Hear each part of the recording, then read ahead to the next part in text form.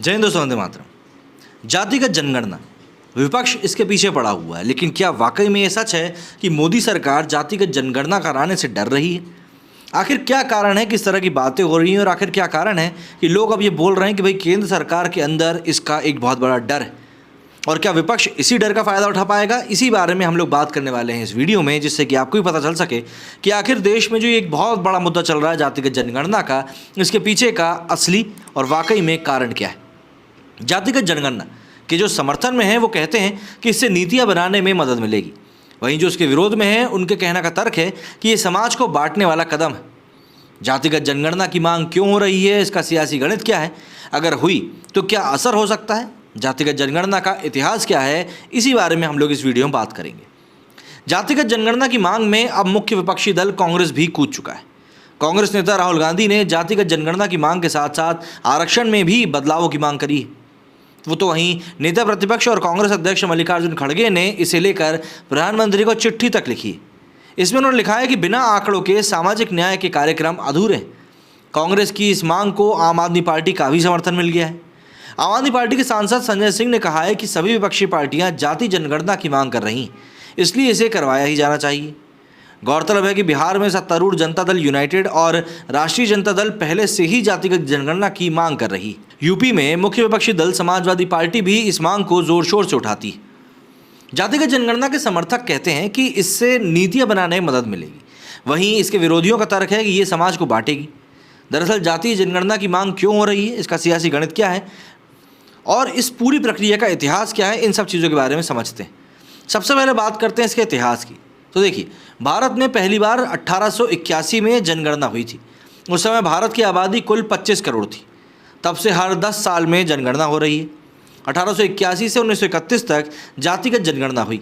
1941 में जातियों के आंकड़े जुटाए गए, लेकिन उन्हें सार्वजनिक नहीं किया गया। आज़ादी के बाद 1951 में जनगणना हुई थी। तब सरकार ने तय किया था कि सिर्फ अनुसूचित जाति और अनुसूचित जनजाति के आंकड़े ही जुटाए जाएंगे। इसके बाद से ही SC/ST के आंकड़े जारी होते हैं। इसके बाद बात आती है कि आखिर राहुल गांधी कौन सी जनगणना की बात करते रहते हैं। दरअसल राहुल गांधी ने रैली में कहा था कि 2011 में यूपीए सरकार ने जातिगत जनगणना कराई थी, उसके आंकड़े सार्वजनिक किए जाने चाहिए। दरअसल उस समय लालू प्रसाद यादव और मुलायम सिंह यादव ने जातीय जनगणना की मांग उठाई थी। तब केंद्र की कांग्रेस सरकार ने सामाजिक आर्थिक जातीय जनगणना कराने का फैसला लिया था। सामाजिक आर्थिक जातीय जनगणना के लिए करीब 4,500 करोड़ रुपए खर्च किए गए थे। 2016 में मोदी सरकार ने जातियों को छोड़कर बाकी सारे आंकड़े जारी कर दिए थे। लेकिन इसके बाद सवाल उठता है कि क्या अब जातीय जनगणना कराने की वाकई ज़रूरत है? तो देखिए, जातिगत जनगणना कराने के पक्ष में ये तर्क है कि 1951 में SC और ST जातियों का डेटा जारी होता है, लेकिन OBC और दूसरी जातियों के आंकड़े नहीं आते। इस कारण OBC की सही आबादी का अनुमान लगाना काफ़ी मुश्किल हो जाता है।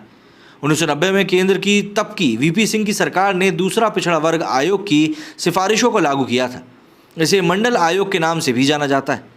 इसने देश में OBC की 52% आबादी होने का अनुमान लगाया था। हालांकि मंडल आयोग ने OBC आबादी का जो अनुमान लगाया था उसका आधार 1931 की जनगणना ही थी। मंडल आयोग की सिफारिश पर ही OBC को 27% आरक्षण दिया जाता है। जानकारों का कहना है कि SC और ST को जो आरक्षण मिलता है उसका आधार उनकी आबादी, लेकिन OBC के आरक्षण का कोई आधार समझ में ही नहीं आता। अब इसके बाद सवाल ये उठता है कि आखिर आरक्षण की व्यवस्था क्या है। तो देखिए, शुरुआत में आरक्षण की व्यवस्था सिर्फ 10 साल के लिए थी। उम्मीद थी कि 10 साल में पिछड़ा तबका इतना आगे बढ़ जाएगा कि उसे आरक्षण की ज़रूरत नहीं होगी, लेकिन ऐसा हुआ नहीं। इसके बाद साल 1959 में संविधान में 8वां संशोधन कर आरक्षण को 10 साल के लिए और बढ़ाया गया। 1969 में 23 संशोधन कर आरक्षण बढ़ा दिया गया। तब से ही लगातार हर 10 साल में एक संविधान संशोधन होता है और आरक्षण का प्रावधान 10 साल के लिए बढ़ जाता है। 1992 में सुप्रीम कोर्ट ने आरक्षण को लेकर बड़ा फैसला दिया। अदालत ने कहा कि सरकारी नौकरियों और शैक्षणिक संस्थानों में आरक्षण की सीमा 50% से ज़्यादा नहीं होनी चाहिए। कानून आरक्षण की सीमा 50% से ज़्यादा नहीं कर सकता। अभी देश भर में SC/ST और OBC को जो आरक्षण मिलता है वो 50% की सीमा के अंदर ही। फिलहाल देश में जातीय के रूप में 49.5% आरक्षण है। OBC को 27%, SC को 15% और ST को 7.5% आरक्षण दिया जाता है। इसके अलावा आर्थिक रूप से पिछड़े सामान्य वर्ग के लोगों को भी आरक्षण 10% का मिलता है। इस हिसाब से आरक्षण की सीमा 50% की अब पार जा चुकी है। हालांकि पिछले साल नवंबर में सुप्रीम कोर्ट ने आर्थिक रूप से पिछड़े सामान्य वर्ग से जुड़े लोगों को आरक्षण देने को सही माना था। इसे सही ठहराते हुए अदालत ने कहा था कि ये कोटा संविधान के मूल ढांचे को नुकसान नहीं पहुंचाता है। इसके बाद सवाल उठता है कि आखिर बीजेपी क्यों नहीं मान रही है जातीय जनगणना की मांग को। देखिए, इसके लिए थोड़ा आपको पीछे चलना पड़ेगा।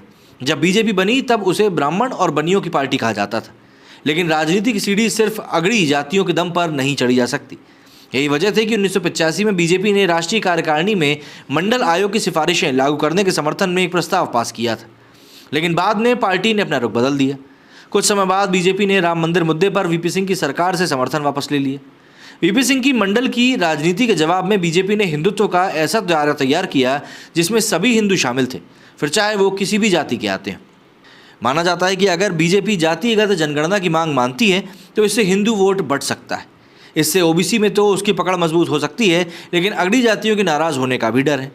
बीजेपी ओबीसी वोटों को लुभाने के साथ साथ सवर्णों को भी खुश रखना चाहती है। शायद यही वजह है कि 2019 के लोकसभा चुनाव से पहले बीजेपी ने आर्थिक रूप से पिछड़ी ऊंची जातियों के लोगों के लिए 10% आरक्षण की व्यवस्था कर दी। अब ऐसे में एक और सवाल उठता है कि आखिर केंद्र का रुख क्या है। तो देखिए, 2018 में कैबिनेट मंत्री राजनाथ सिंह ने वादा किया था कि 2021 की जनगणना में ओबीसी जातियों की गिनती भी की जाएगी। हालांकि बाद में केंद्र सरकार ने इससे इनकार कर दिया। जुलाई 2022 में लोकसभा में जवाब देते हुए केंद्र ने साफ कर दिया था कि संवैधानिक प्रावधानों के तहत सिर्फ एससी और एसटी जातियों की गिनती ही की जा सकती है, ओबीसी की नहीं। लेकिन ऐसे में फिर अगला सवाल आता है कि भाई फिर भी जाति जनगणना हुई तो देखिए, जातिगत जनगणना की मांग अक्सर विपक्ष ही उठाता है, फिर चाहे विपक्ष में कांग्रेस हो या फिर बीजेपी। इसे करवाने की मांग उठाने वालों का कहना है कि इससे जो आंकड़े सामने आएंगे उस आधार पर सरकार की कल्याणकारी योजनाओं का फ़ायदा उन तक पहुंचाया जा सकेगा जिन्हें इनकी सबसे ज़्यादा ज़रूरत है। वहीं इसके विरोध में तर्क दिया जाता है कि इससे समाज बंट जाएगा। इतना ही नहीं, एक डर ये भी सताता है कि अगर जनगणना में ओबीसी की आबादी ज़्यादा निकलती है तो ज़्यादा आरक्षण की मांग उठने लगेगी और इससे 50% की सीमा टूट सकती है। आंकड़े जारी करने के पीछे ये भी एक बड़ा डर है।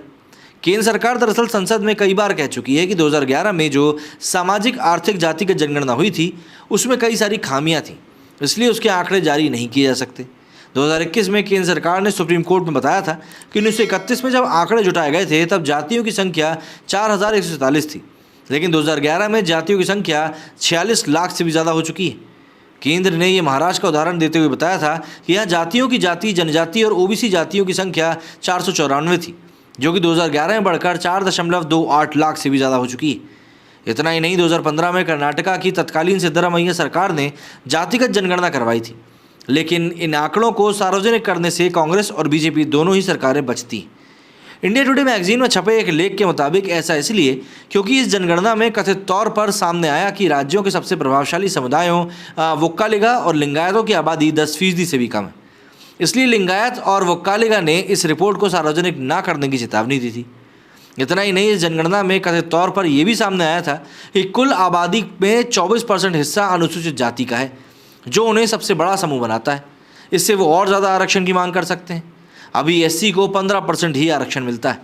तो भाई सीधी सी बात यहाँ पर यह है कि केंद्र को सिर्फ इसीलिए जातिगत जनगणना कराने में अजीब लग रहा है क्योंकि इससे उनका वोट बैंक बढ़ सकता है। वहीं विपक्ष चाहता है कि ये हो जाए जिससे कि उनको क्लैरिटी मिल जाए कि हाँ, हमको किस को साधना है। आपका इस बारे में क्या कहना है, कमेंट करके ज़रूर बताइएगा। मेरे इस वीडियो में फिलहाल इतना ही। जय हिंद, जय भारत।